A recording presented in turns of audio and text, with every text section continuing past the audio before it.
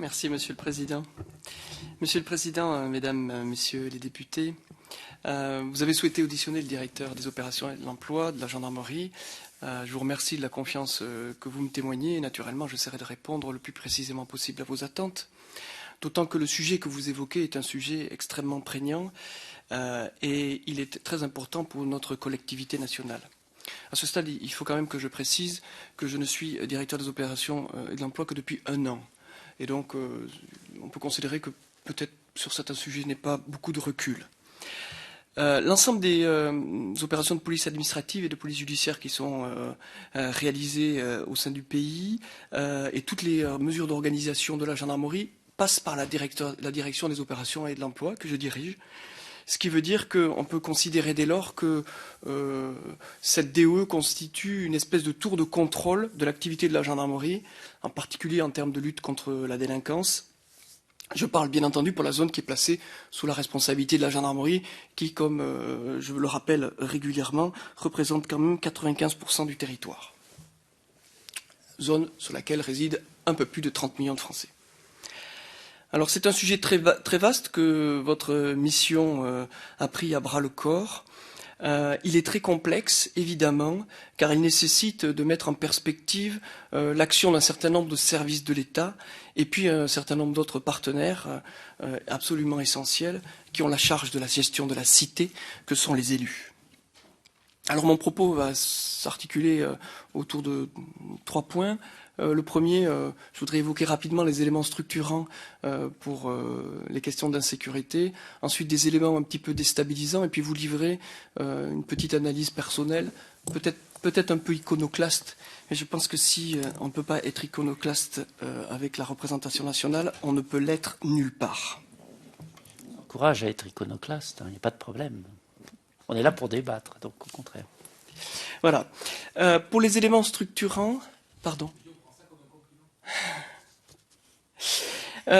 Les premiers points que je souhaiterais aborder sont les éléments structurants qui tiennent lieu, je veux dire, à l'essence même de la gendarmerie, qui est une institution qui a pour vocation d'assurer la continuité d'un service de sécurité sur de très vastes espaces. Et évidemment, ça conditionne notre action. C'est extrêmement important à prendre en compte parce que, évidemment, ça nous éloigne assez sensiblement de la manière dont, par exemple, les policiers font leur travail sur des zones qui sont extrêmement réduites.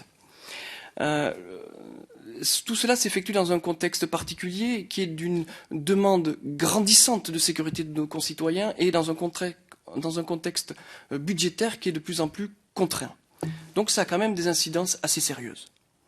Notre capacité à agir dans la gendarmerie repose sur 2 axes qui sont fondamentaux. C'est 1, la présence permanente de la gendarmerie au plus près de nos concitoyens, et évidemment s'y rattache le logement de service, le logement concédé par nécessité absolue de service, qui est un élément important de notre maison, et évidemment la capacité de monter en puissance que permet l'organisation hiérarchisée et militaire de la gendarmerie nationale. Évidemment, l'efficacité de la gendarmerie repose avant tout sur sa territorialité, c'est-à-dire sur les 3200 brigades qui sont réparties sur l'ensemble du territoire national. Ce qui donne, vis-à-vis de la population, une grande proximité. Et je pense que la proximité est un élément essentiel de la lutte contre l'insécurité. D'ailleurs, j'entendais M. Pechnard hier à la télévision qui disait qu'il fallait que les policiers sur la région parisienne habitent dans les endroits où ils travaillent, de manière à ce qu'ils sachent exactement de quoi ils parlent, qu'ils connaissent les gens avec lesquels ou pour lesquels ils travaillent. Et ça me paraît évidemment frappé au coin du bon sens, parce que ce qui fait la force de la gendarmerie, évidemment sur l'ensemble du territoire, c'est qu'elle est au plus près des concitoyens, elle est au plus près des préoccupations de ceux pour lesquels nous essayons de remplir notre mission partout dans ce pays. Donc schématiquement, les gendarmes occupent le terrain par construction et ils essaient de maîtriser leur environnement. Je pense que c'est un élément extrêmement structurant. Par ailleurs, il y a des éléments déstabilisants dans tout ce que je viens de dire, parce que même si la gendarmerie est une vieille dame qui a 8 siècles, elle est aussi déstabilisée comme tout le monde, régulièrement. Le premier élément que je souhaiterais signaler, c'est celui d'une migration importante de la population française en dehors des 25 agglomérations les plus importantes, puisqu'il y a un mouvement migratoire vers la zone gendarmerie depuis une quinzaine d'années qui était extrêmement important et qui modifie assez sensiblement la sociologie des territoires. Ce qui veut dire que la gendarmerie est parfois confrontée à des réalités différentes de celles qu'elle avait l'habitude de traiter il y a une dizaine ou une quinzaine d'années. Ce qui veut dire que la notion de sanctuaire rural ou de sanctuaire des zones rurales ou périurbaines, en tout cas en dehors des grandes villes, cette notion de sanctuaire n'existe plus. Et la délinquance et l'insécurité frappent au cœur de nos territoires, dans la ruralité profonde, et je pense que c'est une dimension nouvelle qui n'existait pas il y a quelques années.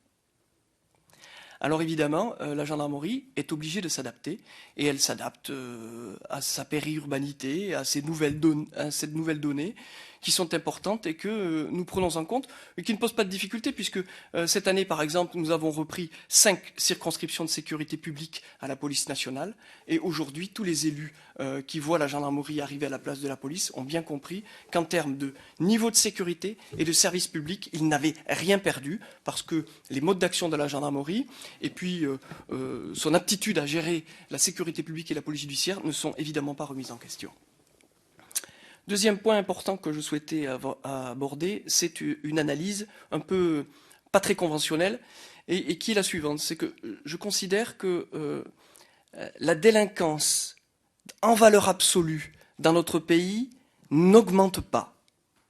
Les chiffres de la délinquance augmentent, le sentiment d'insécurité, certes, augmente, mais en valeur absolue, la délinquance n'augmente pas.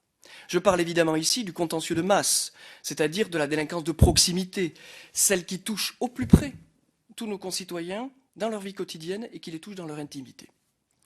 Les chiffres augmentent pour 2 raisons.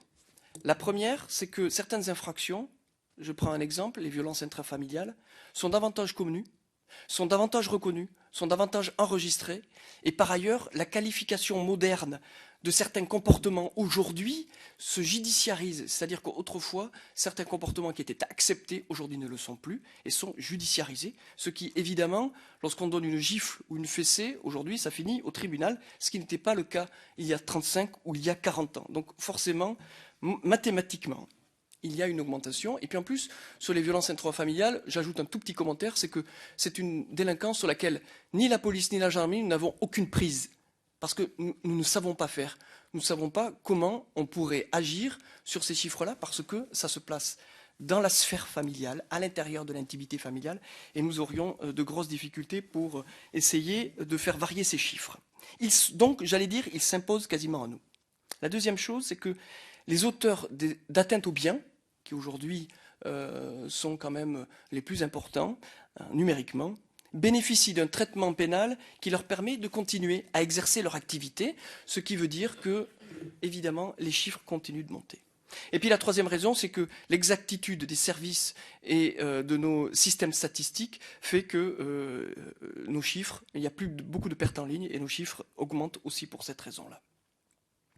Deuxième chose que je souhaitais dire, c'est que la population française a augmenté de 59 millions en 2000 à 66 millions en 2013. Ça fait un certain nombre de millions en plus. Si on devait appliquer à la délinquance cette augmentation, ça ferait une augmentation de sensiblement 10%. Or, on remarque que dans les chiffres entre 2000 et 2013, le nombre de crimes et délits pour 10 000 personnes en 2000 était de 60 pour 1000, qu'aujourd'hui, en 2013, il est de 54 pour 1000. Donc, on ne peut pas dire qu'il y a plus de délinquance dans notre pays, en valeur absolue, en 2013 qu'en 2000. Voilà. Ceci n'empêche pas que nous avons une réelle difficulté, c'est que nous avons de l'insécurité dans notre pays, nous avons une délinquance qui, de toute façon, dont les chiffres progressent, ça c'est un fait, et il faut bien que nous nous attaquions et que nous luttions contre ce phénomène.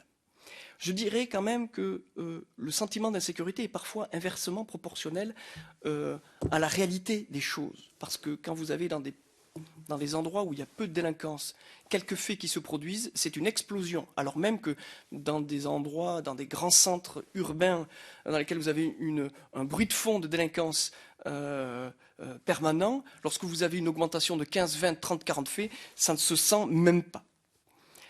Ceci dit, je reste persuadé que le sentiment d'insécurité continuera d'augmenter à la faveur de la précarisation de certaines couches de la société française, et je crois que les faits aujourd'hui, malheureusement, le prouvent. La question qui se pose aujourd'hui, c'est comment obtenir la baisse du niveau de délinquance, ainsi que celle de la baisse du niveau d'insécurité. C'est une responsabilité collective partagée.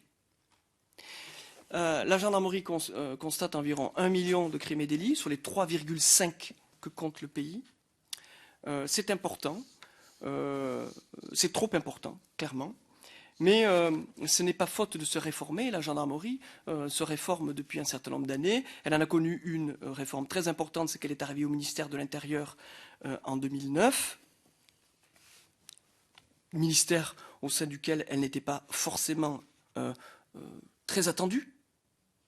J'allais dire, j'ai l'habitude de dire, je ne voudrais pas être trop long, mais j'ai l'habitude de dire que l'arrivée de la gendarmerie au ministère de l'Intérieur, c'est comme l'arrivée d'un enfant adoptif dans une famille. Dans cette famille, il y a des enfants légitimes. Et les enfants légitimes, quand ils voient arriver un rejeton qui n'est pas de là, ils se posent la question de savoir ce qu'ils vont perdre. Et forcément, l'accueil n'est pas toujours très bon. Alors, je dis ça, mais nous avons eu un très bon accueil au ministère de l'Intérieur, et je crois qu'aujourd'hui, nous avons notre place, ça ne pose pas de difficulté, même si, évidemment, il y a une culture dans ce ministère de l'Intérieur qui est différente de celle que nous avions au ministère de la Défense, mais pour autant, les choses se passent très très bien. Nous connaissons, en termes d'insécurité, des difficultés permanentes qui nous demandent et qui exigent de nous adapter en permanence à des réformes, notamment en termes de procédures, qui sont extrêmement compliquées, notamment en interne, mais aussi les transpositions du droit communautaire, et qui demandent encore et toujours plus aux enquêteurs sur le terrain. Et c'est une question importante. Je note que dans une société où les tensions sont de plus en plus importantes, et le niveau de violence a tendance à beaucoup augmenter, eh bien, la tâche des gendarmes et des policiers devient de plus en plus complexe au plan juridique. Évidemment, cela emporte un certain nombre de conséquences sur l'adversaire, c'est-à-dire les gens que nous essayons d'amener devant les magistrats, c'est qu'ils le savent. Ils le savent, donc ils profitent du système à l'évidence. Et ça demande quand même de nos personnels davantage d'investissement, avec une diminution de performance. Je crois qu'il faut vraiment le dire, c'est mathématique, et on peut faire tout ce qu'on veut, on peut faire toutes les mutualisations que l'on veut, on peut, sur le plan matériel, sur le plan de l'organisation, s'améliorer. On n'enlèvera pas cette réalité-là, et elle pèse très très lourd. J'étais sur le terrain il n'y a pas très longtemps, parce que je considère que je dois y aller régulièrement pour être les pieds sur le sol, de manière à prendre des décisions au plan national qui sont des décisions de qualité et qui ne posent pas plus de problèmes qu'elles ne règlent de solutions. Et donc, je voyais les gendarmes qui me disaient qu'ils étaient inquiets parce qu'ils avaient l'impression qu'on prenait souvent plus soin des auteurs que des victimes. Je vous livre leur sentiment. C'est un sentiment qui prévaut aujourd'hui dans certaines unités chargées de la gendarmerie. Pourquoi je dis ça? Parce que le travail de nos personnels ne faiblit pas. Il ne faiblit pas. Nous avons une augmentation des personnes mises en cause, par exemple entre 2012 et 2013, là je prends les chiffres, qui est en augmentation permanente de plus de 4%. Et je note dans le même temps que le nombre de personnes écrouées a diminué dans le même temps de 33%. Donc, évidemment, je pense que l'insécurité et le sentiment qui s'y rattache ne cesseront d'augmenter tant que la réponse collective au phénomène de délinquance ne sera pas adaptée. Et le responsable des opérations et de l'emploi que je suis aujourd'hui considère que cette réponse est totalement en décalage par rapport au quotidien et à la réalité que vivent les citoyens français, quel que soit leur lieu de résidence. Et j'y vois deux soucis majeurs, et je clôturerai mon propos là-dessus. C'est la cohérence de la politique pénale au plan national. La cohérence de la politique pénale au plan national ne peut pas être l'addition des politiques pénales locales. Deuxièmement, c'est le traitement des mineurs. J'étais commandant de groupement il y a plus de 15 ans. J'avais ces conversations avec mon préfet. Je lui disais, la difficulté que nous avons aujourd'hui, c'est le traitement de la délinquance des mineurs. Tant que nous n'aurons pas traité cette difficulté-là, nous irons vers des lendemains qui seront très difficiles. Je crois que nous sommes d'ores et déjà dans ces lendemains-là. Je ne voudrais pas être plus long, Monsieur le Président, Mesdames, Messieurs les députés. Voilà les éléments en liminaire qu'il me semblait important d'aborder devant vous. Évidemment, peut-être d'une manière un peu insuffisamment structurée, et je vous demande de me pardonner. J'espère ne pas avoir abusé de ma liberté de parole. Évidemment, je me tiens prêt à répondre à toutes les questions que vous souhaiteriez me poser.